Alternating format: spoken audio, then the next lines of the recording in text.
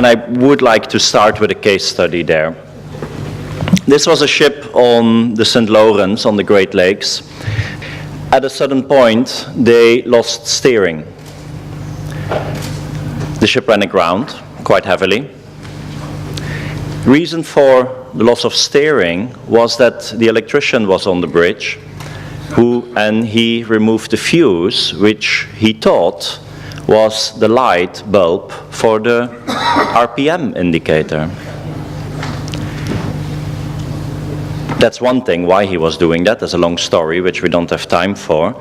But the main issue what I want to point at is that this helmsman, this navigator, this pilot never realized that they never lost steering. They only lost the rudder indicator. The steering was working perfectly fine. They just assumed that they had lost steering. A lot has been said about the aviation, and I do want to touch a little bit on it. Two famous incidents, I'm not going to go into details on them, but just simply because of the expertise of the pilots involved in these two cases, they managed to save a lot of lives. Two quotes that are there that the pilots made.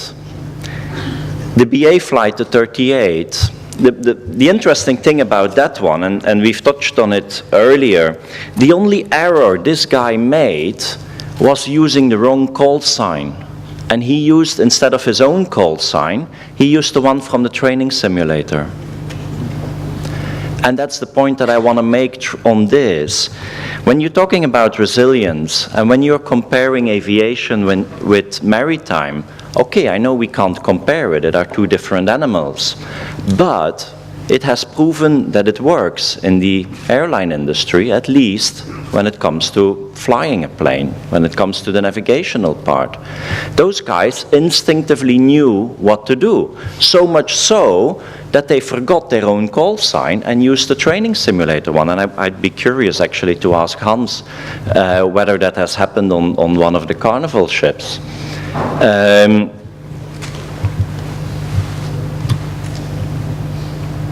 I'll pass over this one. It's clear evidence that in the airline industry, once they started implementing this kind of training, incidents went down. Three examples that I would like to touch on. How can we try and improve the resilience of the people that we do have on board of our ships?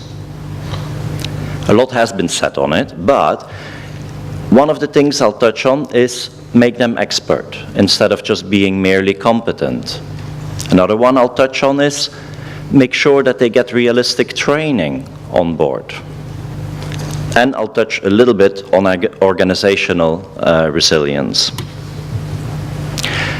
I feel, and I think a lot of people agree, people are not sufficiently expert anymore at what they do. There's a lot of reasons for it. Minimum safe manning is one, rapid promotions, general decline of numbers of seafarers available in the industry.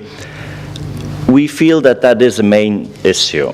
It needs to be pushed. People need to be trained harder, not more. The way that people are being trained needs to change. I'm not in favor of adding on more audits or doing more assessments or doing more training, but how that the training is being done is important.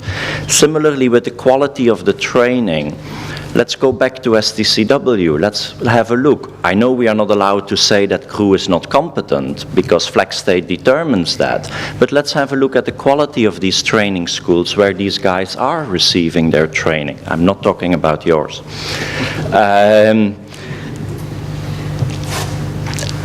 A lot of companies are having this issue with promotions, smaller companies. Oh, Mr. DPA or Mr. Crew Manager, I received my Class 1 certificate. Tomorrow I'll be a captain on your ship, so I'll go next door to the next company. And a lot of companies, sadly enough, give in to this.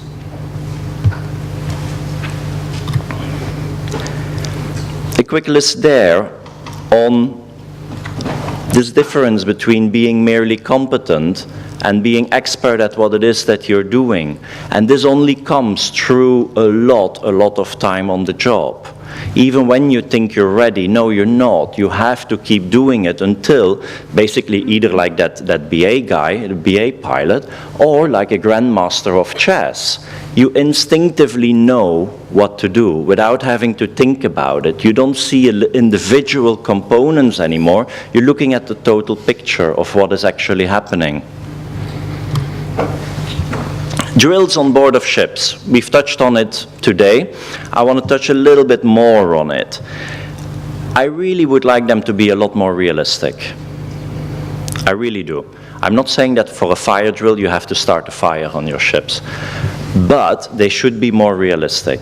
Similarly, when the guys are being sent for fire training ashore, when they are going through their certificates, make sure that that school is actually doing a proper training on fire.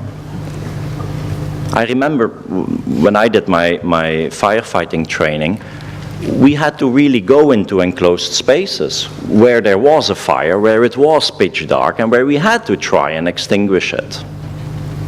Then only, I've forgotten it now of course, but then only do you actually learn it. Not when you see somebody else doing it. So really an element there, make it more realistic, even on board of ships. Another question that I had there is, why are these emergency rosters on board of ships, they're always the same, every single ship you go. It's always the master in overall command. Okay, fine, I can accept that one. Then it's always the chief mate who is in the primary attack team. It's always the second mate who is in the backup team or in the boundary cooling one. Why is that so? It's easy, of course, to do that. But maybe that chief mate is afraid of being in a totally enclosed suit. He might not be the right person. And maybe the bosun would be a lot better to fulfill that role. So it's something to think on. And yes, maybe each time you have a crew change, that changes. But it needs to be the right person who is in the right team.